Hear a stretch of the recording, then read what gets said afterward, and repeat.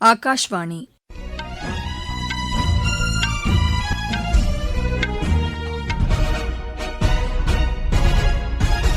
செய்திகள் வாசிப்பவர் லட்சுமி ராகவன். தலைப்புச் செய்திகள்: இந்தியாவின் முதலாவது தனியார் ராக்கெட் விக்ரம்-1 ஸ்ரீஹரிகோட்டாவிலிருந்து இன்று விண்ணில் வெற்றிகரமாக செலுத்தப்பட்டது. தீவிரவாதத்திற்கு எதிராக இந்தியா தொடர்ந்து வலுவான நடவடிக்கை எடுத்து வருவதாக பாதுகாப்புத்துறை அமைச்சர் திரு ராஜ்நாத் சிங் தெரிவித்துள்ளார். நாட்டின் பொருளாதார வளர்ச்சிக்கு இளம் தொழில் முனைவோரின் பங்களிப்பு இன்றியமையாதது என்று மத்திய நிதியமைச்சர் திருமதி நிர்மலா சீதாராமன் கூறியுள்ளார். நெல்சன் மண்டேலா சர்வதேச தினம் இன்று கொண்டாடப்படுகிறது. ஜப்பான் ஓபன் பேட்மிண்டன் மகளிர் ஒற்றையர் பிரிவு இறுதிப் போட்டிக்கு இந்தியாவின் PV சிந்து முன்னேறியுள்ளார். இனி விரிவான செய்திகள். இந்தியாவின் முதலாவது தனியார் ராக்கெட் விக்ரம்-1 ஸ்ரீஹரிகோட்டாவிலிருந்து இன்று விண்ணில் வெற்றிகரமாக செலுத்தப்பட்டது. 350 கிலோ எடை கொண்ட செயற்கைக்கோளை சுமந்து செல்லும் திறன் கொண்ட இந்த ராக்கெட் ஸ்கை ரூட் ஏரோஸ்பேஸ் நிறுவனம் மூலம் வடிவமைக்கப்பட்டது. பிரதமர் திரு நரேந்திர மோடி வெளியிட்டுள்ள சமூக வலைதள பதிவில் இந்திய விண்வெளி பயணத்தில் வரலாற்று சிறப்புமிக்க அத்தியாயம் இது என்று குறிப்பிட்டுள்ளார். நமது நாட்டின் இளம் விஞ்ஞானிகளின் திறனுக்கும் பங்களிப்பிற்கும் இது எடுத்துக்காட்டாக உள்ளதாக அவர் தெரிவித்துள்ளார். விண்வெளித்துறையின் சீரமைப்பின் பயனாக இத்திட்டம் வெற்றிகரமாக செலுத்தப்பட்டுள்ளதாக பிரதமர் கூறியுள்ளார். தீவிரவாதத்திற்கு எதிராக இந்தியா தொடர்ந்து வலுவான நடவடிக்கை எடுத்து வருவதாக பாதுகாப்புத்துறை அமைச்சர் திரு ராஜ்நாத் சிங் தெரிவித்துள்ளார். புதுதில்லியில் நிகழ்ச்சி ஒன்றில் பங்கேற்று பேசிய அவர், தீவிரவாதிகளுக்கு எதிராக உள்நாட்டில் மட்டுமின்றி தேவைப்பட்டால் அவர்களது முகாம்களை தாக்கி அழிக்க தயாராக இருப்பதாகவும் அவர் தெரிவித்தார். ஆபரேஷன் சிந்தூர் நடவடிக்கை இந்தியாவின் தொழில்நுட்ப அடிப்படையிலான போர் திறனை உலகிற்கு எடுத்துக்காட்டியதாக அவர் கூறினார். இதில் ஆகாஷ் தீர், ஆகாஷ் பிரம்மோஸ் ஏவுகணைகளை இந்தியா பயன்படுத்தியதாக அவர் குறிப்பிட்டார். கடந்த 12 ஆண்டுகளில் பிரதமர் திரு நரேந்திர மோடி தலைமையிலான மத்திய அரசு பாதுகாப்புத் துறைக்கு முக்கியத்துவம் அளித்து வருவதாக அவர் தெரிவித்தார். உள்நாட்டிலேயே ராணுவ தளவாடங்களை உற்பத்தி செய்ய மத்திய அரசு ஊக்கமளித்து வருவதாக திரு ராஜ்நாத் சிங் கூறினார். நாட்டின் பொருளாதார வளர்ச்சிக்கு இளம் தொழில் முனைவோரின் பங்களிப்பு இன்றியமையாதது என்று மத்திய நிதியமைச்சர் திருமதி நிர்மலா சீதாராமன் தெரிவித்துள்ளார். மதுரையில் இளம் தொழில் முனைவோர் உச்சி மாநாட்டில் உரையாற்றிய அவர், வரும் 2047ஆம் ஆண்டுக்குள் வளர்ச்சியடைந்த இந்தியா என்ற இலக்கை எட்ட இளம் தொழில் முனைவோர்கள் இணைந்து பணியாற்ற வேண்டும் என்று கேட்டுக் கொண்டார். நாட்டில் 2,40,000 புத்தொழில் நிறுவனங்கள் மூலம் 23 லட்சம் வேலைவாய்ப்புகள் உருவாக்கப்பட்டுள்ளதாகவும் அமைச்சர் குறிப்பிட்டார். உலகிலேயே மிக வேகமாக வளர்ந்து வரும் பொருளாதார நாடாக இந்தியா திகழ்வதாக அவர் கூறினார். நமது டிஜிட்டல் பொது கட்டமைப்பு சர்வதேச அளவில் முன்மாதிரியாக மாறியுள்ளதாக அவர் தெரிவித்தார். UPI பரிவர்த்தனை மூலம் மாதந்தோறும் 20 பில்லியனுக்கும் அதிகமான பண பரிவர்த்தனை மேற்கொள்ளப்பட்டுள்ளதாக திருமதி நிர்மலா சீதாராமன் கூறினார். மத்திய உள்துறை அமைச்சர் திரு அமித் ஷா மேற்குவங்க மாநிலத்தில் உள்ள எல்லை பாதுகாப்பு படையின் முகாம்களை இன்று பார்வையிடுகிறார். 3 நாள் பயணமாக நேற்று இரவு மேற்குவங்கம் சென்ற அவர் உத்தரகன்யா உள்ளிட்ட பகுதிகளில் பல்வேறு நிகழ்ச்சிகளில் பங்கேற்கிறார். அம்மாநில முதலமைச்சர் திரு சுவேந்து அதிகாரி உள்ளிட்ட பலர் நிகழ்ச்சிகளில் பங்கேற்க உள்ளனர். நாளை கொல்கத்தாவில் நடைபெறும் ஆய்வுக் கூட்டத்தில் பங்கேற்கும் அமைச்சர் திரு அமித் ஷா அம்மாநிலத்தின் சட்டம் ஒழுங்கு நிலவரம் குறித்து உயரதிகாரிகளுடன் ஆலோசனை மேற்கொள்ள உள்ளார்.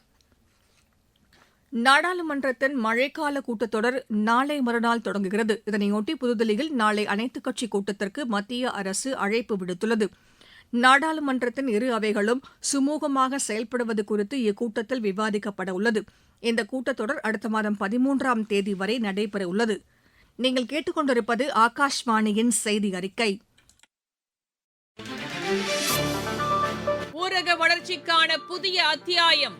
வளர்ச்சியடைந்த இந்தியாவிற்கான ஊரக வேலைவாய்ப்பு உறுதி மற்றும் வாழ்வாதார சட்டம் செயல்பாட்டிற்கு வந்துள்ளது. இந்த சட்டம் வருடத்திற்கு 125 நாட்கள் வேலையை உறுதி செய்கிறது. இதில் வாரந்தோறும் ஊதியம் வழங்கப்படுவது கட்டாயமாக்கப்பட்டுள்ளது. நாள்தோறும் குறைந்தபட்சம் 300 ரூபாய் ஊதியத்தை இந்த சட்டம் உறுதி செய்கிறது. பணி முடிந்த 15 நாட்களுக்குள் ஊதியம் வழங்குவதை உறுதி செய்வதற்கான அம்சங்களும் இதில் இடம்பெற்றுள்ளன. ஊதியம் காலதாமதமாக வழங்கப்பட்டால் அதற்கான இழப்பீட்டுத் தொகைக்கும் இதில் வகை செய்யப்பட்டுள்ளது. வளர்ச்சியடைந்த இந்தியாவிற்கான பயணத்தில் மோடி அரசு தொடரும் சீர்திருத்த நடவடிக்கைகள். நெல்சன் மண்டேலா சர்வதேச தினம் இன்று கொண்டாடப்படுகிறது. தென்னாப்பிரிக்காவில் மனிதநேயத்திற்காக போராடிய நெல்சன் மண்டேலாவின் பிறந்த தினத்தை ஒவ்வொரு ஆண்டும் சர்வதேச தினமாக கொண்டாட ஐநா பொதுச்சபையில் கடந்த 2015 டிசம்பர் மாதத்தில் தீர்மானம் நிறைவேற்றப்பட்டது. இது நமது கையில் என்ற கருப்பொருளுடன் வறுமை மற்றும் சமத்துவமின்மைக்கு எதிராக போராடுவதே இந்த ஆண்டின் நோக்கமாகும். கோவாவில் மின்சார வாகனங்களுக்கு மின்னேற்றுவதற்கான 70 புதிய நிலையங்கள் அமைக்கப்பட இருப்பதாக அம்மாநில முதலமைச்சர் டாக்டர் பிரமோத் சாவந்த் கூறியுள்ளார். புதிய மற்றும் புதுப்பிக்கத்தக்க எரிசக்தி தொடர்பான ஆய்வுக் கூட்டத்தில் இதனை தெரிவித்த அவர், பிரதமரின் மின்னேற்ற நிலையங்கள் திட்டத்தின் கீழ் இந்த கட்டமைப்பு வசதிகள் அமைக்கப்படுவதாக கூறினார். மின்சார ஆட்டோக்கள் வாங்க 50% மானியம் வழங்குவதற்கான திட்டத்தை வகுக்க அதிகாரிகளுக்கு அவர் உத்தரவிட்டார். தொழில் நிறுவனங்கள் மற்றும் வணிக வளாகங்களில் டீசல் ஜெனரேட்டர்களுக்கு பதிலாக சூரிய சக்தி உள்ளிட்ட சுற்றுச்சூழலுக்கு உகந்த எரிசக்தியை பயன்படுத்த அறிவுறுத்தப்படும் என்றும் டாக்டர் பிரமோத் சாவந்த் கூறினார். ஜான்சிபார் அதிபர் டாக்டர் ஹுசைன் அலி இன்று மாலை புதுதில்லி செல்கிறார். 4 நாள் அரசுமுறை பயணமாக நேற்று மாலை சென்னை வந்த அவர் ஐஐடியின் பட்டமளிப்பு விழாவில் தலைமை விருந்தினராக பங்கேற்றார்.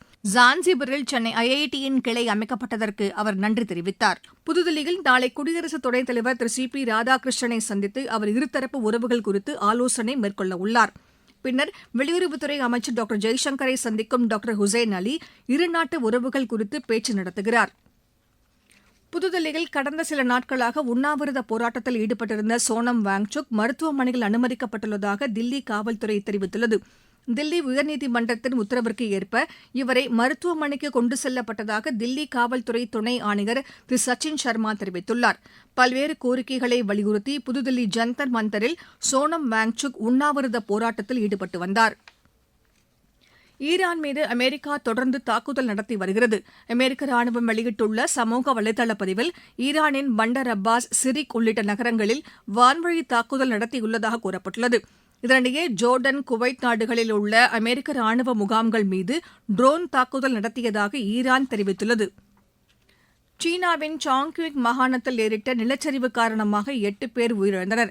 அந்நாட்டு ஊடகம் வெளியிட்டுள்ள செய்தியில் காணாமல் போன 34 பேரை தேடும் பணி நடைபெற்று வருவதாக கூறப்பட்டுள்ளது. நிலச்சரிவிலிருந்து 10 பேர் உயிருடன் மீட்கப்பட்டுள்ளதாகவும் தெரிவிக்கப்பட்டுள்ளது. இப்பகுதியில் உள்ள 10க்கும் மேற்பட்ட வீடுகள் சேதமடைந்துள்ளதாக கூறப்பட்டுள்ளது. சீனாவின் வியூஜியாங் ஆற்றில் மழை வெள்ளம் ஏற்பட்டதை அடுத்து இந்த நிலச்சரிவு நேரிட்டுள்ளது. இப்பகுதியில் 800க்கும் மேற்பட்டோர் பேரிடர் மீட்புப் பணிகளில் ஈடுபட்டு வருகின்றனர். மெக்சிகோவில் தென் கடலோரப் பகுதியில் நிலநடுக்கம் ஏற்பட்டது. இது ரிக்டர் அளவில் 7.4 பதிவானது. இது தொடர்பாக அந்நாட்டு அதிபர் கிளவுடியா ஷீன்பூம் வெளியிட்டுள்ள சமூக வலைதள பதிவில், இந்த நிலநடுக்கத்தால் உயிர்ச்சேதம், பொருள்சேதம் குறித்த தகவல்கள் இதுவரை வெளியாகவில்லை என்று குறிப்பிட்டுள்ளார். இருப்பினும் சுனாமி ஏற்படுவதற்கான வாய்ப்பு இருப்பதால் பொதுமக்கள் கடலோரப் பகுதிகளுக்கு செல்ல வேண்டாம் என்று அவர் அறிவுறுத்தியுள்ளார்.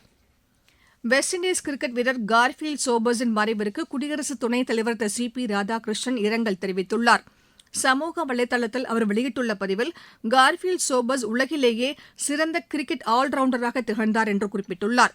கிரிக்கெட் விளையாட்டில் அவரது சாதனைகள் வெஸ்ட் இண்டீஸுக்கு மட்டுமன்றி உலக நாடுகளுக்கும் உத்வேகம் அளித்துள்ளதாக திரு சி பி ராதாகிருஷ்ணன் கூறியுள்ளார். ஜப்பான் ஓபன் பேட்மிண்டன் மகளிர் ஒற்றையர் பிரிவு இறுதிப் போட்டிக்கு இந்தியாவின் பி.வி. சிந்து முன்னேறியுள்ளார். டோக்கியோவில் இன்று நடைபெற்ற அரையிறுதி ஆட்டத்தில் இவர் 21-19, 15-10 என்ற செட் கணக்கில் முன்னணியில் இருந்தபோது சீன வீராங்கனை சென் யோ ஃபி காயம் காரணமாக விலகியதை அடுத்து அவர் வெற்றி பெற்றதாக அறிவிக்கப்பட்டது. நாளை நடைபெறவுள்ள இறுதியாட்டத்தில் பி.வி. சிந்து ஜப்பானின் யாமாகூச்சியை எதிர்கொள்கிறார். உலகக்கோப்பை கால்பந்து போட்டியின் இறுதி ஆட்டத்தில் நாளை நள்ளிரவு மணி 12:30க்கு அர்ஜென்டினா ஸ்பெயினை எதிர்கொள்கிறது. நாளை அதிகாலை மணி 2:30க்கு நடைபெறும் 3வது இடத்திற்கான ஆட்டத்தில் பிரான்ஸ் இங்கிலாந்தை எதிர்த்து விளையாடுகிறது. மீண்டும் தலைப்புச் செய்திகள். இந்தியாவின் முதலாவது தனியார் ராக்கெட் விக்ரம்-1 ஸ்ரீஹரிகோட்டாவிலிருந்து இன்று விண்ணில் வெற்றிகரமாக செலுத்தப்பட்டது. தீவிரவாதத்திற்கு எதிராக இந்தியா தொடர்ந்து வலுவான நடவடிக்கை எடுத்து வருவதாக பாதுகாப்புத்துறை அமைச்சர் திரு ராஜ்நாத் சிங் தெரிவித்துள்ளார். நாட்டின் பொருளாதார வளர்ச்சிக்கு இளம் தொழில் முனைவோரின் பங்களிப்பு இன்றியமையாதது என்று மத்திய நிதியமைச்சர் திருமதி நிர்மலா சீதாராமன் கூறியுள்ளார். நெல்சன் மண்டேலா சர்வதேச தினம் இன்று கொண்டாடப்படுகிறது. ஜப்பான் ஓபன் பேட்மிண்டன் மகளிர் ஒற்றையர் பிரிவு இறுதிப் போட்டிக்கு இந்தியாவின் பி.வி. சிந்து முன்னேறியுள்ளார். இத்துடன் இந்த செய்தி அறிக்கை நிறைவு பெற்றது. எமது செய்திகளை சமூக வலைதள பக்கங்களில் ஏஆர் நியூஸ் சென்னை என்ற முகவரியிலும், RNU சென்னை என்ற யூடியூப் சேனலிலும் உடனுக்குடன் அறிந்து கொள்ளலாம்.